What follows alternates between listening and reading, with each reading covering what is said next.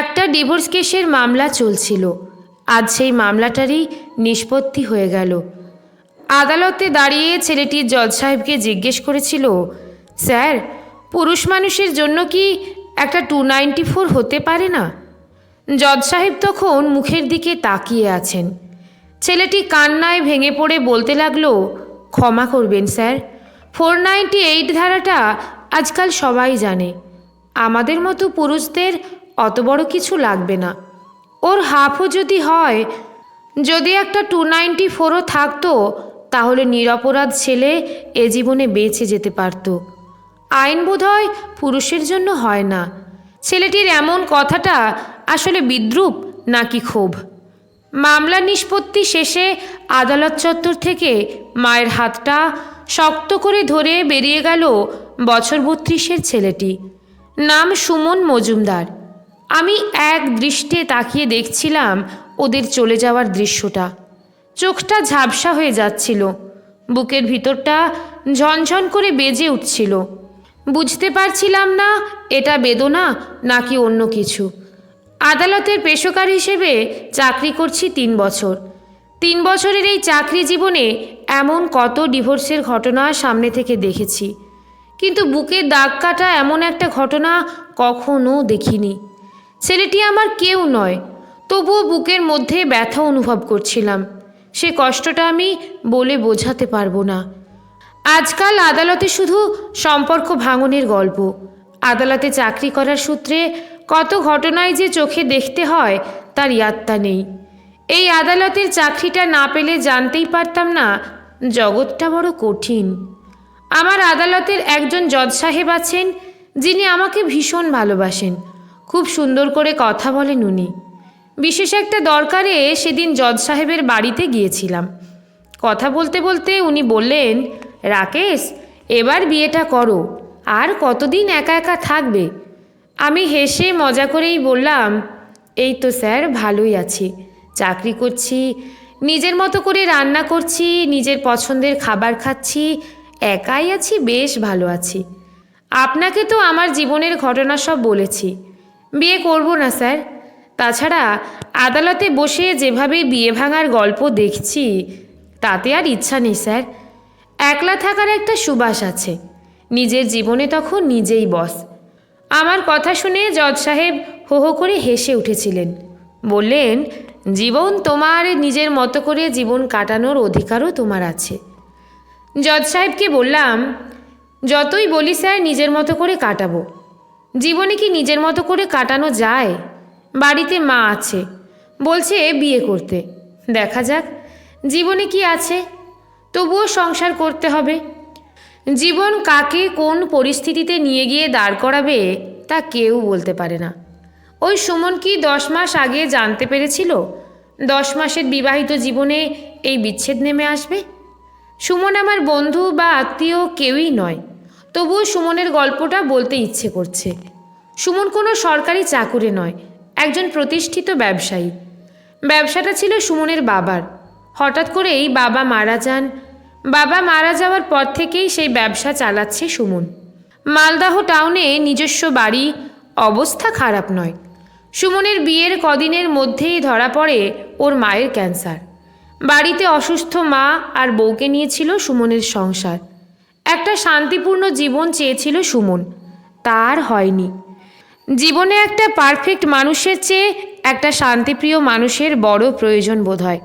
সেই শান্তিটাই দিতে পারেনি সুমনের স্ত্রী নন্দিনী। নন্দিনীর সাথে সুমনের বিয়েটা দেখাশোনা করেই হয়েছিল। বিয়ের আগে সুমন ভেবে নিয়েছিল নন্দিনী বুঝি তার জীবনের জন্য পারফেক্ট। সাধারণ নিম্নবিত্ত বাড়ির একটা মেয়ে, সে হয়তো তাকে বুঝবে। নন্দিনী সুমনের টাকা ছাড়া কিছুই বোঝেনি। আর মায়ের ক্যান্সার ধরা পড়ার পর সুমনের স্ত্রী নন্দিনী জানিয়ে দিল ক্যান্সার রোগীর সাথে থাকা সম্ভব নয় তার পক্ষে, তাই আলাদা ফ্ল্যাট কিনে দিতে নন্দিনীকে। সুমন বলেছিল, তা কি করে সম্ভব? মায়ের এই অবস্থায় মাকে ছেড়ে চলে যাওয়া সম্ভব নয়। নন্দিনী শুনে বলল, তাহলে 25 লাখ টাকা দিয়ে দাও, আমি বাপের বাড়ি থাকব। কি বলো, এই অবস্থায় তুমি এসব বলতে পারো না? আমি পারবো না দিতে। তারপর থেকে শুরু হয় অশান্তি। নন্দিনী জানিয়ে দিল মাসে 20,000 টাকা হাত খরচ দিতে হবে। যদি পারো তবেই তোমার সাথে থাকবো, তা না হলে নয়। সুমন রাজি হয়েছিল। প্রথম 2 মাস 20,000 টাকা করেই দিয়েছিল। নন্দিনী যেন খুশি নয়। সুমনকে বলে বসলো আরও 10,000 বাড়াতে হবে। মানে মানে আবার কি? 20,000 টাকায় কি হয়? সুমন স্পষ্ট ভাষায় জানিয়ে দেয় পারবো না দিতে। না পারলে বিয়ে করেছিলে কেন? আমি তো তোমাকে আর এমনি এমনি বিয়ে করিনি। কী সব বলছো তুমি? ঠিকই বলছি, আমার পক্ষে সম্ভব নয়। তোমাকে ডিভোর্স দেব, বধূ নির্যাতনের কেস করব। যা পারো করে নিও। তারপর নন্দিনী বাপের বাড়িতে ফিরে আসে। বধূ নির্যাতনের কেস দিয়ে ডিভোর্সের মামলা করে। অভিযোগ করে শাশুড়ি আর স্বামী প্রচণ্ড অত্যাচার করে। 50 লাখ টাকা দাবি করে বসে। অবশেষে 24 লাখ টাকায় রফা হয়। জজ সাহেব সুমনকে বলেছিলেন সংসারটা নতুন করে করার জন্য। কাঠগড়ায় দাঁড়িয়ে সুমন জজ সাহেবকে বলল, স্যার আমি কিছু বলতে পারি? জজ সাহেব বলার জন্য আদেশ দিতেই সুমন বলতে শুরু করলো। সুমন বলল, স্যার আজ যে টাকাটা দিতে হচ্ছে এটা আমার ব্যবসার টাকা। ব্যবসা থেকে 15 লাখ টাকা বের করেছি। মায়ের সেভিংস ছিল, সেখান থেকে 4 লাখ। আরও এপাশ ওপাশ থেকে ধার করে 5 লাখ টাকা। মোট 24 লাখ টাকা দিচ্ছি। মালদহে আমাদের যে বাড়িটা আছে ওই বাড়িটা বিক্রি করে দিলে আরও 40 লাখ টাকা হবে। মোট 64 লাখ টাকা আমি ওকে দিতে রাজি আছি। তবু ওর মতো মেয়ের সাথে সংসার করতে রাজি নই স্যার। আমাকে মুক্তি দিন। জীবনের বাদবাকি দিনগুলো একটু নিজের মতো করে বাঁচতে চাই। জীবন যন্ত্রণা কোন জায়গায় গিয়ে পৌঁছলে তবে এমন কথা আসে। ভাবছিলাম এরকমও হয়। সুমনের স্ত্রী এটা করতে পারলো? এতটা নীচ মানসিকতা হয় কি করে? ওদের কয়েক মাসের বিবাহিত জীবনের এই গল্পটা শুধু সুমনের মুখ থেকেই শুনেছিলাম। নন্দিনীর কাছ থেকে কিছুই শুনিনি। আমি নন্দিনীর মুখ থেকে না শুনলেও সুমনের এই গল্প যে সত্যি সেটা আর বলার অপেক্ষা রাখে না। সুমনের সাথে যা ঘটলো তা আমার সাথেও ঘটতে পারত। ভাবলেই যেন শিউরে উঠছি। হয়তো আমাদের বোলপুরের বাড়িটাই বিক্রি করতে হতো। হয়তো নিঃস্ব হয়ে পথে বসতাম। আমি সুমনকে না চিনলেও খুব ভালো করে চিনি নন্দিনীকে। অনেক দিন পর আজ নন্দিনীকে ভালো করে চিনলাম। মনে মনে বললাম, নন্দিনী তুমি একটুও বদলাও নিচ্ছি, তুমি একই রকম রয়ে গেছো। এই নন্দিনী আসলে আমার প্রাক্তন প্রেমিকা। আমরা দুজনেই বিশ্বভারতী ইউনিভার্সিটির স্টুডেন্ট। আমি তখন 3rd ইয়ার পড়ছি। ওর সাথে আলাপ হলো। 5 বছরের প্রেম। এই 5 বছরে আমি ওর জন্য কি না করেছিলাম।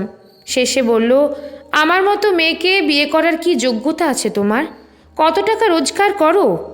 অথচ নিজে টিউশন করে তখন আমার সাধ্য অনুযায়ী সব আবদার মিটিয়েছি। প্রতি মাসে হাত খরচের টাকা আমি দিতে ভুলে গেলেও ও চাইতে ভুলে যেত না। টাকার অঙ্কে আমি হেরে গেলাম নন্দিনীর কাছে। নন্দিনী আমাকে ছেড়ে দিল। বলল, এই পৃথিবীতে তোমার কি দাম আছে? টাকা আছে? ভাবলাম সত্যিই তো, আমার টাকা নেই। ভীষণ কষ্ট পেয়েছিলাম সেদিন। ও ছেড়ে চলে গিয়েছিল। নন্দিনী টাকা ছাড়া কিছুই বোঝে না। আজ ভাবছি এই পৃথিবীতে কি না হতে পারে। মিথ্যেকে সত্যি বলে চালিয়ে দেওয়া যেতে পারে, মানুষকে ঠকানো যেতে পারে। আচ্ছা, যারা এগুলো করে তারা কি ভালো থাকে? এক শ্রেণীর মানুষ ভীষণ লোভী হয়। তবে এটা সত্যি কৃতকর্মের ফল ভোগ করতেই হবে, এইটুকু বিশ্বাস নিয়েই বাঁচতে হয়। সুমন আদালত ছেড়ে চলে যাওয়ার পর ভাবছিলাম, সুমনের মতো কত নিরপরাধ ছেলেই থাকে যারা মিথ্যে কেসে ফেঁসে যায়, সাজা পায়। চোখের সামনে থেকে দেখা মারণ ব্যাধিতে আক্রান্ত রুগ্ন মাও মিথ্যে মামলার আসামি। কি জানি কি নিয়ম বিধাতার।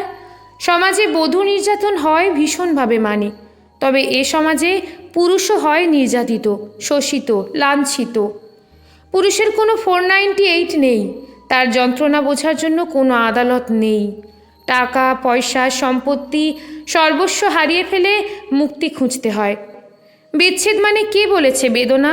বিচ্ছেদ আসলে মুক্তি, চিরতরে মুক্তি।